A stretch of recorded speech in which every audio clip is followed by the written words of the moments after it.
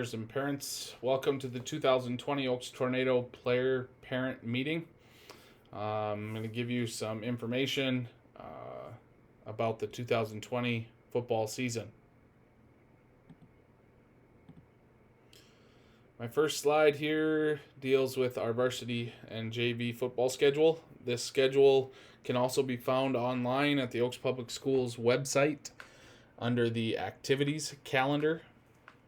The game against Bowman County that was supposed to be in this slot right here has been canceled, and we are actively searching for a game to be played in either week 1 or week 2. But right now, we have not found a game to be played yet. So the games that we have scheduled are listed with game times, and like I said, can be found on the website. Our coaching staff has a couple of changes to it this year. So I am still the head football coach and varsity offensive coordinator. I will coach the quarterbacks and defensive backs this season. Coach Nolan Peterson will be in charge of the defense as the defensive coordinator for both varsity and JV. He'll also coach the O-line and the linebackers. We're lucky to have Jeff Miller and Sean Couragean join our coaching staff this year.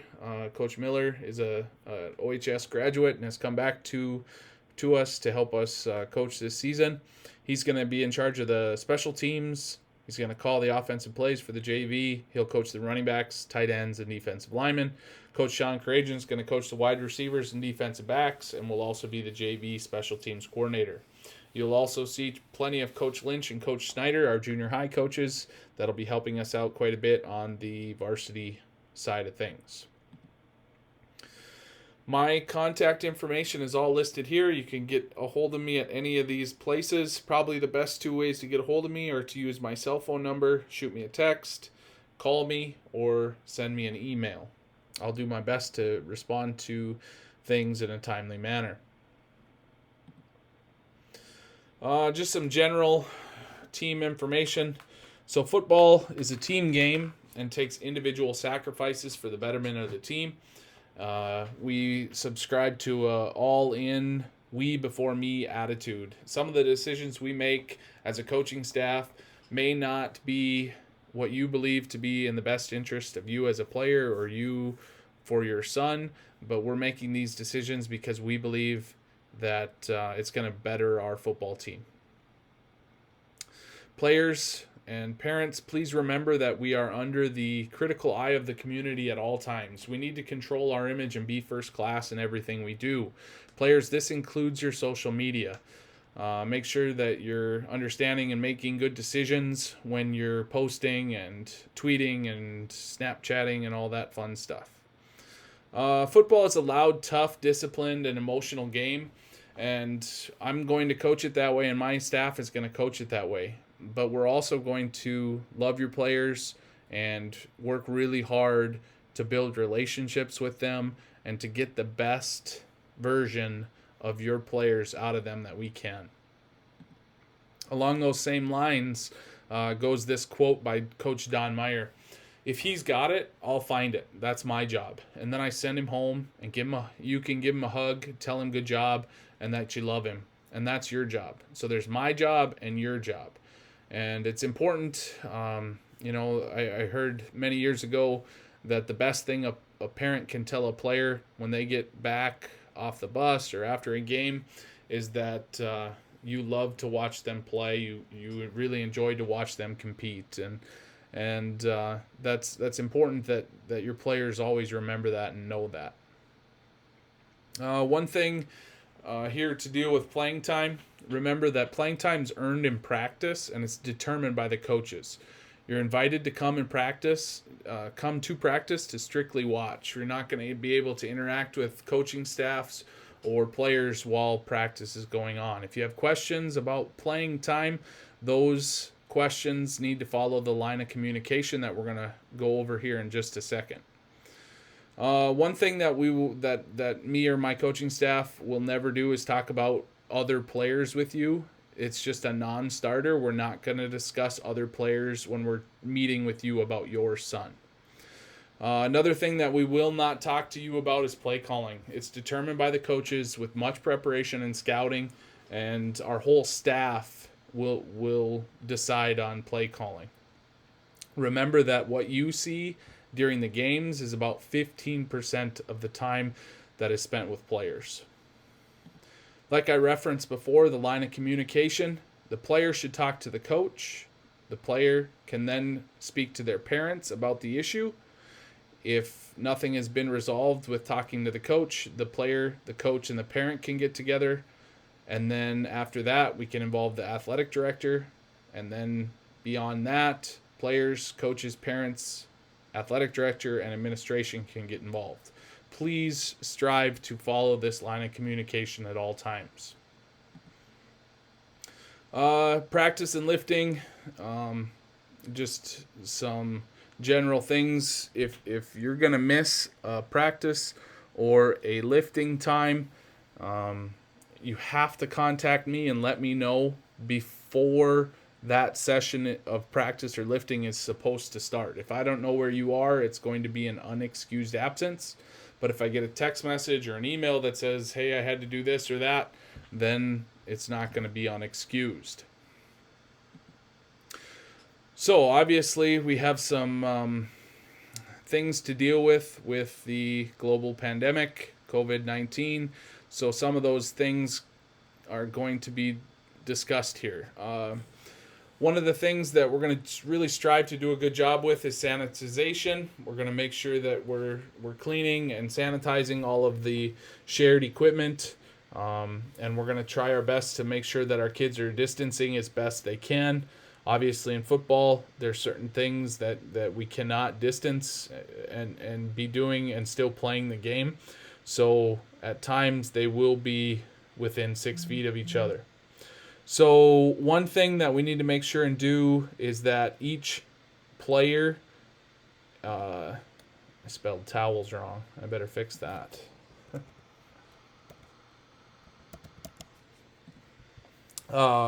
Each player is going to need their own water bottle. I've purchased through my football budget enough water bottles, I believe, to cover all of our players. And so if they require a towel also, we'll make sure that they have towels for games. Transportation, not all of those decisions have been completely made yet, but I put masks on here because we may need to be wearing masks when we're on a bus. One thing that will be a change from previous seasons is that in the locker room, we're going to have a 10-person maximum occupancy.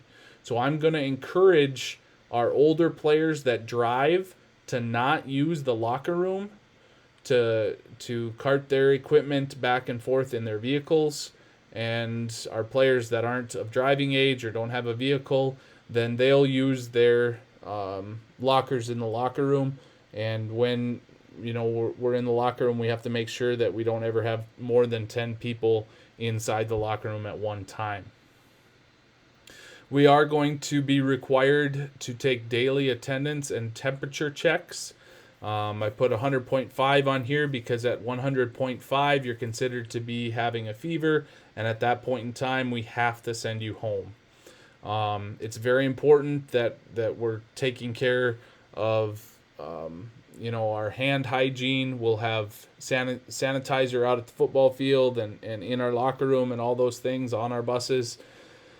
But if you're not feeling good, boys and parents, please make sure to stress this. If we're not feeling good, if we're feeling any symptoms of any, anything, we just need to be able to say, hey, I'm not feeling good, and stay home. The temperature checks will take place at the practice field. We'll make sure and get that done every single day. Some things to make sure our kids are always having: our practice jerseys, mouth guards, ankle braces, etc. And if we ever have inclement weather, we will always move our practice indoors. So make sure that we always, always, always have tennis shoes so that we can practice best we can in a gym or the multi-purpose room or wherever we can find space inside. Remember that equipment is checked out to your players for the season, and players are responsible for all of it. If it comes back to me damaged beyond what I deem to be a season worth of football, it's damaged or cut or anything like that, you will be charged for that equipment. Physicals this year are a little bit different. All players entering 9th through 12th grade that had a physical last year do not have to necessarily have a full physical. They just need to fill out Form B.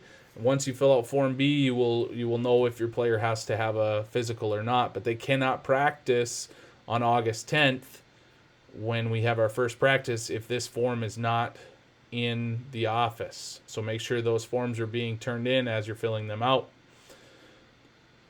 Our 9th and 11th graders need to be impact tested as part of our concussion protocol.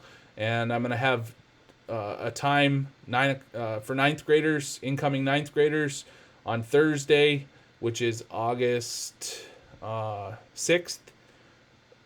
We are going to have a time at 5 p.m., and 11th graders can come in at 6 p.m. to the library to take their impact test.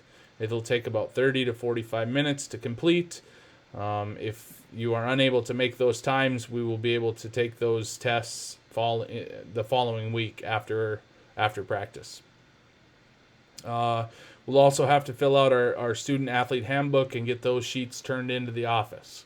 It's important to remember to disinfect your pads and helmet. Check your helmet to make sure your screws are staying tight, that we always have our mouth guards, that we're staying hydrated, getting good sleep, and eating right, and keeping our coaching staff aware of any injuries. Even if they're just not serious things, but they might become serious, it's important that we're keeping our coaching staff aware of anything that might be out of the ordinary. Eligibility. It's important that players and parents understand our eligibility rules, and that is in the student handbook, which is online on the Oaks Public School website. Make sure that you're checking your eligibility and keeping on top of your grades. We're students first before we're athletes. Curfew will be decided by parents. I'm not going to set any curfews. That's up to the parents to decide. If you're going to ride home from an away game on the bus, we must fill out our athletic department sign-out sheet to be released from the bus. Those sheets can be printed from the Oaks Public School website also. Just some general information here. Our jerseys, we wear white jerseys away games, black jerseys at home. Jersey care, general information here. Don't wash it on hot. Use cold water, and don't put it in the dryer. Just hang it up to dry. If we unfortunately have to deal with a situation where we have a cast or a brace on a player, we need to make sure that we have a doctor's note to prove that cast or brace is needed, but that player can still play. And then, again, we need to be washing our equipment regularly. Last couple of things here. Players out-of-season sports assume their own risk by participating in any other sport during the football season. I don't have any control over what our players are doing outside of football. If they choose to play a pickup basketball game and hurt their ankle or their knee and unfortunately let the rest of their teammates down, that's the choice that player's making. So again, we have to make sure that we're making decisions with a we before me all in attitude. Last thing here, if you need any information about the football team, you can please follow the Oaks Tornadoes football website on Facebook. You can follow me on Twitter, and then also get a hold of me, like I said, through any of these contact information ways. Real quick here, just want to talk about our practice schedule that we have in place right now. This practice schedule that I have in place right now will be on the Oaks Public School website on the activities calendar shortly. It's not there as of the time I'm recording this, but it will be soon. It's also very subject to change. Like I said, we have not found a non-conference or out-of-region game to play yet in week 1 or week 2. So I made the practice schedule to reflect that. But if we do find a game to play, the practice schedule will be subject to change very, very quickly and very drastically depending on when that game could be played. So you can see here August 10th on Monday, we're going to have practice 1. We'll do any equipment handout for boys that don't have equipment at 7 a.m. And we'll have a team meeting at 7:35, and we'll start practice at 8:15 and be done by 11. Same kind of schedule on August 11th, which is Tuesday. Wednesday is also very similar. I forgot to mention on Tuesday from 5 to 6 p.m. we'll have a film lifting session from 5 to 6. Wednesday, very similar schedule. Thursday, same as Tuesday basically. Friday, very similar. I don't have practice scheduled for Saturday as of right now, but like I said, that's subject to change if we can schedule a game. The following week, Monday, Tuesday, Wednesday, Thursday, and Friday, we plan to practice. Those times and things are listed there. We have tentatively scheduled a inter-squad scrimmage for August 21st on Friday. That'll be at 7 p.m. as part of our practice.